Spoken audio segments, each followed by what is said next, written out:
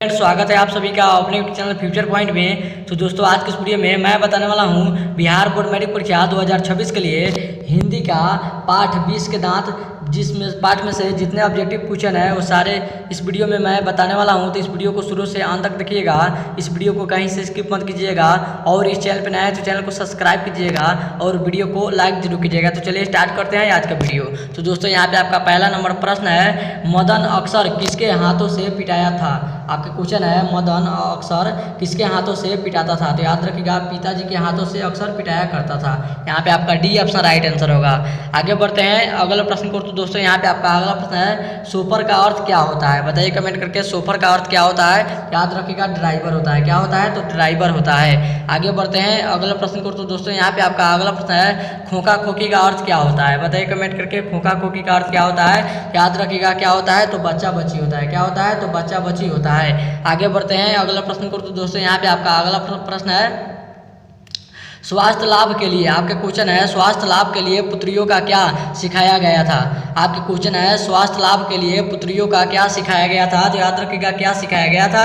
तो खेलना सिखाया गया था। क्या सिखाया गया था? तो खेलना सिखाया गया था। आगे बढ़ते हैं अगला प्रश्न को। तो दोस्तों यहाँ पे आपका अगला प्रश्न है, सेन साहब किस कहानी के पात्र है। बताइए कमेंट करके, सेन साहब किस कहानी के पात्र है। तो याद रखिएगा सेन साहब किस कहानी के पात्र है। तो 20 के दांत कहानी के पात्र है। यहाँ पे आपका बी ऑप्शन राइट आंसर होगा। आगे बढ़ते हैं अगला प्रश्न को। तो दोस्तों यहाँ पे आपका अगला प्रश्न है, ऐसे ही लड़के आगे चलकर चोर डाकू गुंडा बनते हैं। यह किसने कहा था। आपका क्वेश्चन है, ऐसे ही लड़के आगे चलकर चोर गुंडा डाकू बनते हैं। यह बात किसने कहा था। तो याद रखिएगा किसने कहा था। तो सेन साहब ने कहा था। किसने कहा था? तो सेन साहब ने कहा था। यहाँ पे आपका सी ऑप्शन राइट आंसर होगा। आगे बढ़ते हैं अगला प्रश्न को। तो दोस्तों यहाँ पे आपका अगला प्रश्न है, किसने मदन को एक ठूसा रसीद कर दिया। आपके क्वेश्चन है, किसने मदन को एक ठूसा रसीद कर दिया। तो याद रखिएगा खोखा ने किया। किसने किया? तो खोखा ने किया। आगे बढ़ते हैं अगला प्रश्न को। तो दोस्तों यहाँ पे आपका अगला प्रश्न है, कासू मदन के साथ किस खेल में शरीक होना चाहता था।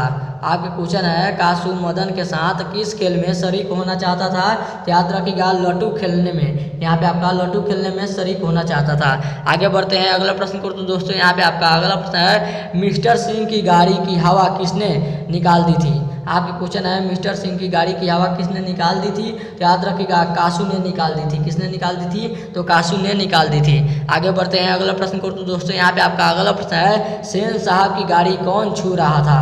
आपका क्वेश्चन है, सेन साहब की गाड़ी कौन छू रहा था। तो याद रखिएगा मदन ने छू रहा था। कौन छू रहा था? तो मदन ने छू रहा था। आगे बढ़ते हैं अगला प्रश्न को। तो दोस्तों यहाँ पे आपका अगला प्रश्न है, सीमा कौन थी। बताइए कमेंट करके, सीमा कौन थी। तो याद रखिएगा सेन साहब की बेटी थी। कौन थी? तो सेन साहब की बेटी थी। आगे बढ़ते हैं अगला प्रश्न को। तो दोस्तों यहाँ पे आपका अगला प्रश्न है, खोखा नामुद्दीन बुढ़ापे का क्या था। आपका क्वेश्चन है, खोखा नामुद्दीन बुढ़ापे के क्या था। बुढ़ापे का क्या था? तो याद रखिएगा बुढ़ापे का क्या था। तो सहारा था। यहाँ पे आपका सहारा बी ऑप्शन राइट आंसर होगा। आगे बढ़ते हैं अगला प्रश्न को। तो दोस्तों यहाँ पे आपका अगला प्रश्न है, खोखा किस कहानी का पात्र है। बताइए कमेंट करके, खोखा किस कहानी का पात्र है। याद रखिएगा 20 के दांत कहानी का पात्र है। आगे बढ़ते हैं अगला प्रश्न को। तो दोस्तों यहाँ पे आपका अगला प्रश्न है, नलिन बिलोचन शर्मा का जन्म कब हुआ था। बताइए कमेंट करके, नलिन बिलोचन शर्मा का जन्म कब हुआ था। तो याद रखिएगा 8 फरवरी 1916 को हुआ था। 18 फरवरी 1916 को हुआ था। याद रखिएगा। आगे बढ़ते हैं अगला प्रश्न को। तो दोस्तों यहाँ पे आपका अगला प्रश्न है, मोटर कार को अगर खतरा था तो किससे था। आपके क्वेश्चन है, मोटर कार को अगर खतरा था तो किससे था। याद रखिएगा कासू से था। किससे था? तो कासू से था। आगे बढ़ते हैं अगला प्रश्न को। तो दोस्तों यहाँ पे आपका अगला प्रश्न है, झोपड़ी और महल की लड़ाई में अक्सर कौन जीतता है। आपका क्वेश्चन है, झोपड़ी और महल की लड़ाई में अक्सर कौन जीतता है।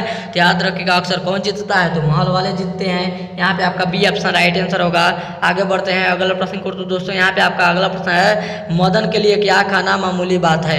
आपका क्वेश्चन है, मदन के लिए क्या खाना मामूली बात है। तो याद रखिएगा मार खाना मामूली बात है। क्या खाना मामूली बात है? तो मार खाना मामूली बात है। आगे बढ़ते हैं अगले प्रश्न को। तो दोस्तों यहाँ पे आपका अगला प्रश्न है, मदन और कासू के बीच झगड़े का क्या कारण था। आपके क्वेश्चन है, मदन और कासू के बीच झगड़े का क्या कारण था। तो याद रखिएगा लट्टू खेलने की ललक था। क्या था? तो लट्टू खेलने की ललक था। यहाँ पे आपका सी ऑप्शन राइट आंसर होगा।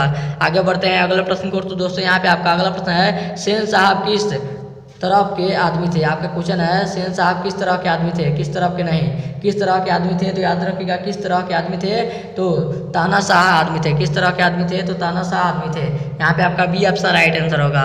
आगे बढ़ते हैं अगला प्रश्न को। तो दोस्तों यहाँ पे आपका अगला प्रश्न है सेन साहब की आंखों का तारा कौन था। आपका क्वेश्चन है सेन साहब की आंखों का तारा कौन था, याद रखिएगा खोखा था। कौन था, तो खोखा था। यहाँ पे आपका बी ऑप्शन राइट आंसर होगा। और ये था आपका वीडियो का लास्ट क्वेश्चन। अब वीडियो यहीं पे खत्म करते हैं। उम्मीद करते हैं वीडियो आप सभी को बहुत ही अच्छा लगा होगा। तो इस वीडियो में जाते जाते इस वीडियो को जरूर एक लाइक कर दीजिएगा और चैनल पर नए हैं तो चैनल को सब्सक्राइब जरूर कीजिएगा। तब तक मिलते हैं अगला वीडियो में। तब तक bye bye, thank you for watching. मिलते हैं अगले वीडियो में।